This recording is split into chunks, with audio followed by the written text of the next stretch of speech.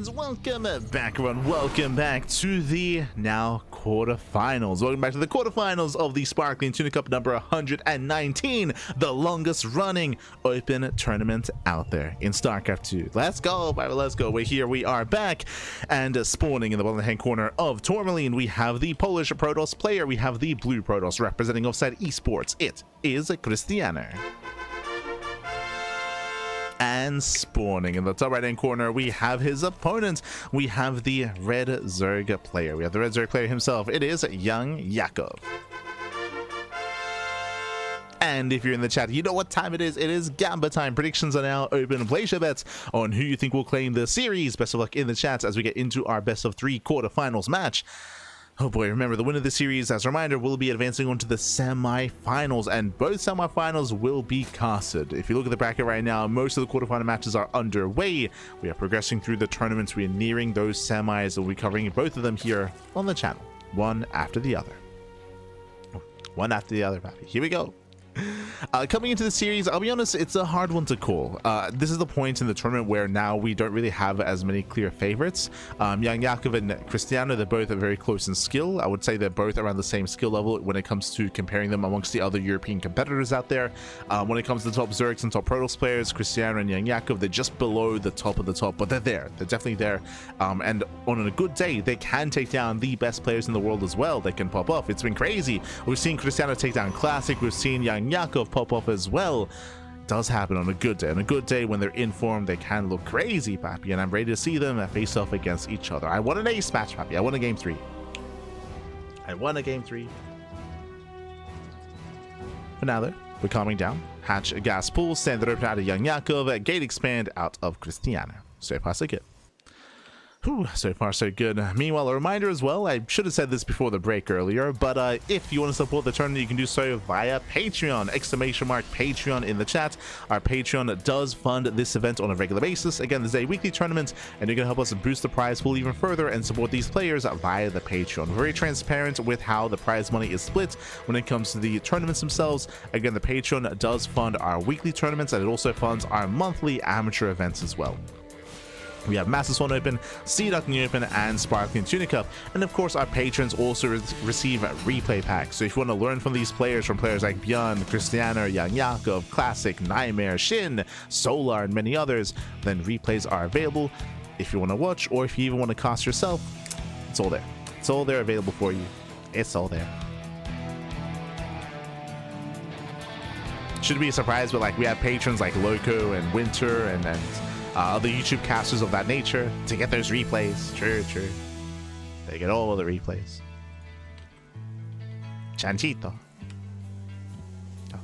For now, double adepts. The 2 adepts, they do threaten the shade. Threaten the shade into the bases. 2 adepts, they can one-shot drones, and so far YoungYakov is keeping up. Oh, we commit to the shade. Uh-oh, yeah, nice surround here. Yakov does punish, and Krystianer, this wasn't quite worth it here. Does nice at mining time at least, and does get 2 drone kills, 2 drones to 2 adepts. This was a better trade for YoungYakov, but at least Krystianer did deny some mining. Did deny mining. Meanwhile, that does trigger a counterattack because both adepts went down. That means that third base for Krystianer is delayed, and Krystianer, he's going to go for a robo on 2 bases. Okay, late third base, faster robo. Lings do poke in. Oracle does turn around, racing back home. And you can see a robo into Twilight Council. This should lead in towards Archon production, in towards Immortals, in towards a robust Archon Immortal style. Nice big one, the Gateway. Gateway does go down. But again, this setup here that Krystianer is going for is, I don't know if I want to say unique to Krystianer, but Krystianer, he's very fond of it. He's very fond of it. We have seen some of the other Polish Protoss players embrace this as well. Players like Mana, players like Geralt, even players like Skills and MaxFax have been known to mix this in as well. But I would say that Krystianer is just very fond of it and does this almost every PvZ. Almost. I mean, ideally, he'd have a third base alongside this, ideally. As you mentioned, again, Twilight Council into Temple Archives, the Archon drop is coming. It's going to be Archon drop into more Archons, into Immortals, into Storm. Into this kind of death bull of an army on 3 bases.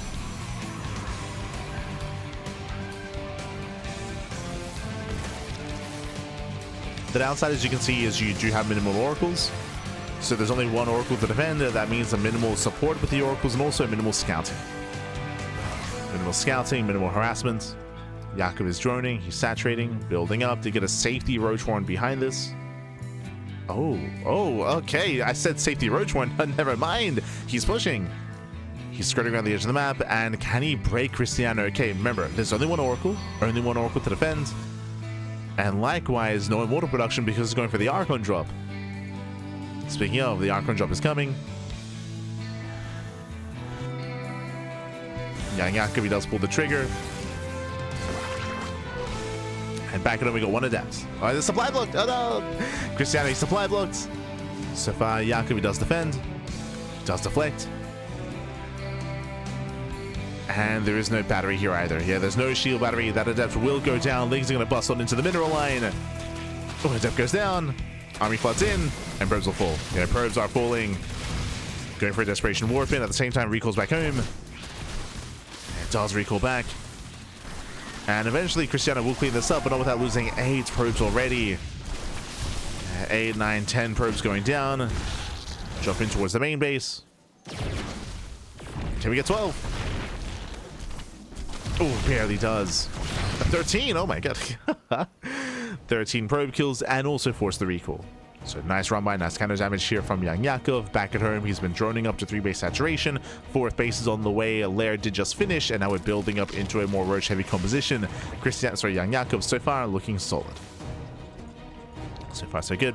Krystianer, he has a lot of catching up to do. Got a lot of catching up to do. Does poke in. Can he force a cancel? Oh, he can. Yeah, nice pick up. Denies the 4th base. A nice start here for Krystianer. He needs more damage though. Do see YoungYakov double expanding, and we might see Krystianer force another cancel.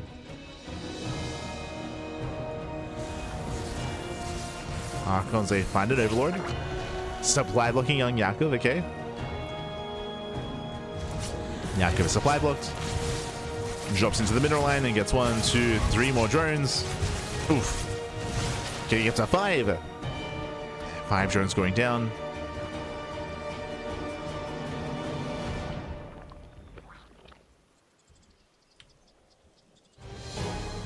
I'm thinking Krystianer, this is helping, right? He's slowly catching back up after those earlier losses. Oracle's now moving out, and back at home, Krystianer, he's banking up this death bull of an army. More Archons, more Immortals. He's actually pushing. Oh my god. I thought he was going to wait for Storm. But no, there's no Storm in sight. This will hit with +1 instead. Yeah, +1 is finishing up. Charge as well. A very strong timing here from Krystianer.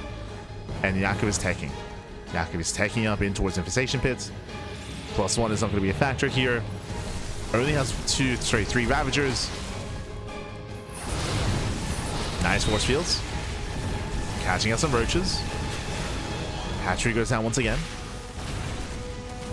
Gets another base. Nice stellar runway. Does get into the mineral line. Catching out 7 drones. And Yakov getting picked apart here once again. The force fields. Oh my god. Yeah, Krystianer is trading so efficiently, and he's going for another base. He killed the 4th, and now he's going for the 5th. He's going for the 5th base. Does he have any more force fields? He does. Once again, punishing those roaches. Kills the expansion. Pulls away. And can he get out? No more force fields. That was the last one. Yeah, the final force field here. Archons are finally getting picked up. The Immortal as well. Ooh, and Krystianer, he will lose everything. Yeah, Krystianer, he will lose everything here. He cannot get away. He had some nice moves, but again, he ran out of force fields. Even if he had 2 more force fields, he could have gotten out. Just needed 2 more. Attempted recall will lose every single Immortal. Zealots, they did well for themselves, but Krystianer, he plummets in supply, and YoungYakov does not turn around. He doesn't turn around. Keeps on going. There are sentries back at home. Jesus. Does have those backup sentries. Locking down the army. Oh my god. Crazy force fields. And catching out the roaches. And Krystianer, he defends. Okay. Krystianer, he does defend back at home. Again, he was lacking those force fields across the map. He did lose his army, but hey, he killed 2 bases. And he killed the mineral line as well. Krystianer got a mineral line. He got 2 expansions. Yakov, he's committed, but again, I'm not really too convinced here. Not anymore. It's still going to be close. Getting up to 7 Ravagers. Catching out an Immortal, not bad. Oh my god, the save! The save! Krystianer barely pulling away. PvZ almost get the Void Ray. And that's control, nice blitz. Krystianer, he does pull back and he dominates this fight. He shuts down the Roach Ravager, and YoungYakov is being outscaled. He's being outscaled. Oh my god. Yeah, PvZ didn't quite connect. Nice juggling. GG gets called, and Krystianer, he will take game number 1. Whew. GG.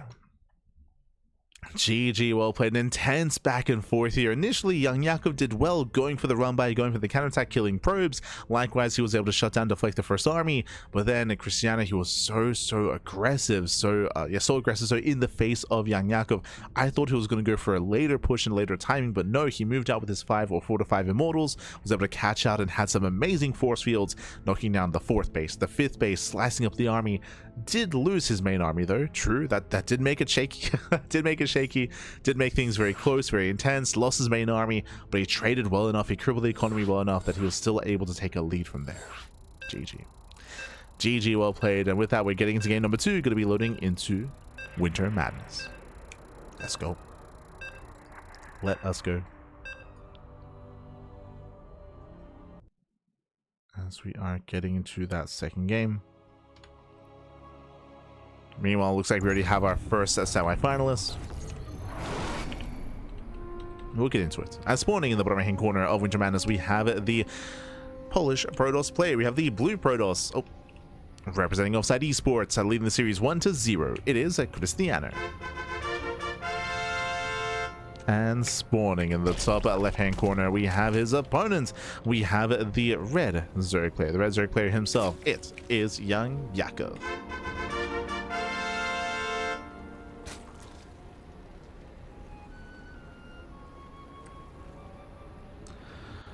Here we go, and again a very intense, very aggressive game number 1, very back and forth. And once again, coming into game 2, I expect something similar out of Krystianer when it comes to his build. Remember, as a reminder, what did we see? It was a Stargate opener into a Robo on 2 bases, into a Twilight Council, Temple Archives, into an Archon drop. Now, the 2 base setup that he had was only because he was forced into 2 bases. His 3rd base was denied, just because Krystianer did lose both Adepts. But ideally, he would do this build with a 3rd. But I would expect to see something similar. Again, he's very fond of his Archon drops. And the more Immortal Sentry heavy style. More so than going into like Mass Blink Stalker, into Storm, like that sort of more active composition. Or going Colossus, for example. Which is a little more standard.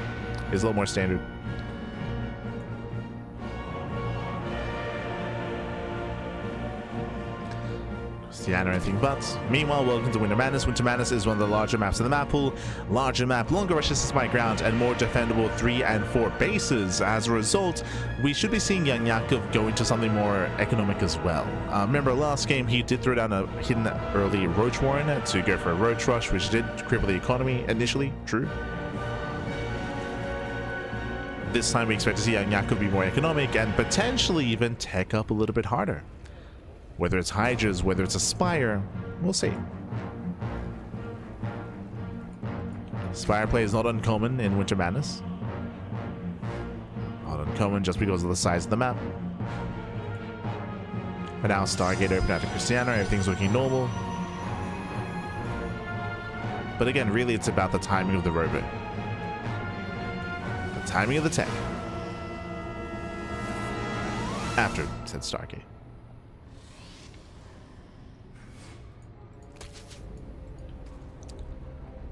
YoungYakov just claiming his 3rd. Setting up back at home.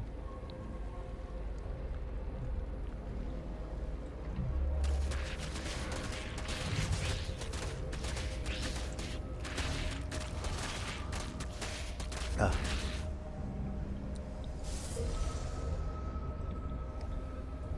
setting up.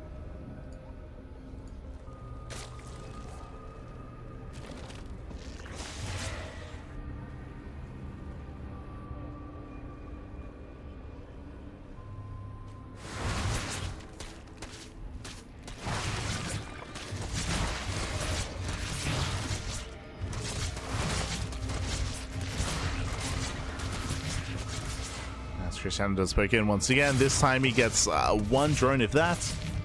Oh no! Yeah, he gets surrounded. Only one drone kill. Only one drone kill. This time a much cleaner defense here by YoungYakov. Once again, both adepts go down. That will trigger a counterattack. This time the Oracle staying back at home. And this time we're making a second Oracle. Okay. This time it's looking like a much more standard build. Stargates into a third. Second Oracle's on the way. We'll keep an eye on the Twilight Council timing.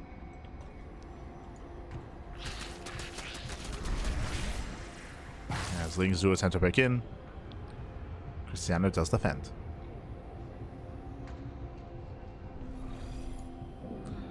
Defends back at home. Going for the Twilight Council and Forge. And hey, Krystianer, for the first time this series, standard build. Twilight Council Forge, higher chances +1 in Blink. Now, we have seen a lot of the Korean players, I mean, just players in general, in the most recent weeks. This year, we have seen a more heavy charge play instead of going into Blink. So we'll see where Krystianer takes us. Meanwhile, it's going to be a lair first out of YoungYakov. That is a lair before any of the tech structure, before Eva Chamber, before Roach Warren.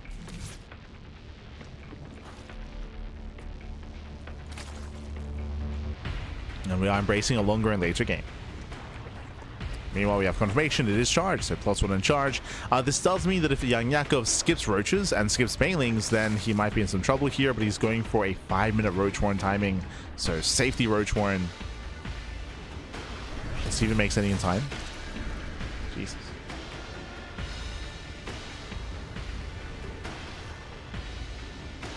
As Krystianer is building up his charge on Archon.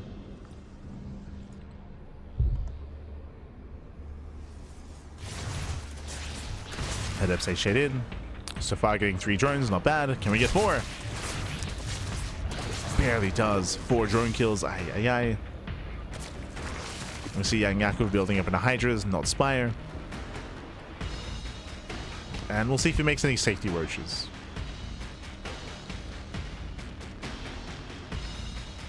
If not, I will be concerned. Zelts are revealed, he knows. Yeah, charges are revealed. Nice surround. No battery? Oh, yeah, no shield battery here at the third. As a result, he will lose 3 Zealots. Losing even more. Again, a very messy defense here by Krystianer. Yeah, very messy. Meanwhile, the Oracle's a butts into the main base. 4 drones do go down. Oh, Jesus. So we have a bit of a back and forth. But again, upon seeing all those Zealots, that does prompt YoungYakov to make Roaches. So he's making a couple of safety Roaches just so he has a buffer for his Hydras.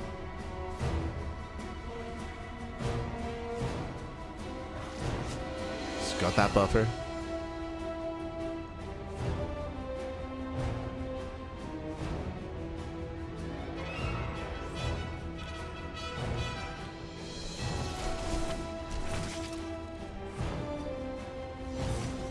Krystianer committing in. How many roaches do we have? 6 roaches and 5 Hydras. Not the best army yet. He has to buy more time.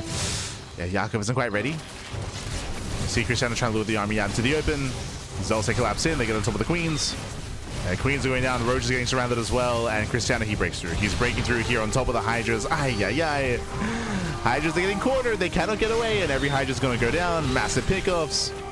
GG gets called. GG gets called. YoungYakov, he gets called with his pants down, and Krystianer will take the series 2-0. GG. GG, well played. Ay, ay, ay. If you remember, YoungYakov, he saw the Zealots. He saw the Zealots, and as we were trying to emphasize, that should have prompted YoungYakov to make some safety roaches to be able to defend against the charge timing. But Yakov was greedy. He was greedy. He was droning. He only made 6 roaches, only 6 roaches, and that was not enough. Not enough to protect against that move out. Looks like YoungYakov was maybe hoping that Krystianer would be more passive and more defensive, but he hit that charge timing, moved out across the map, and punished YoungYakov for making too few roaches, for not respecting the initial build, the initial setup. GG. GG, well played. With that, Krystianer, he does snowball out of control. He does claim the series, does advance on, and let's catch up on the rest of the bracket. Game 1 was much closer. Game 1 was much more back and forth. Here in Game 2, again, it does feel like YoungYakov was maybe just a little bit too greedy in his reaction. And, oh, we have both semi-final. Okay, what are we casting first?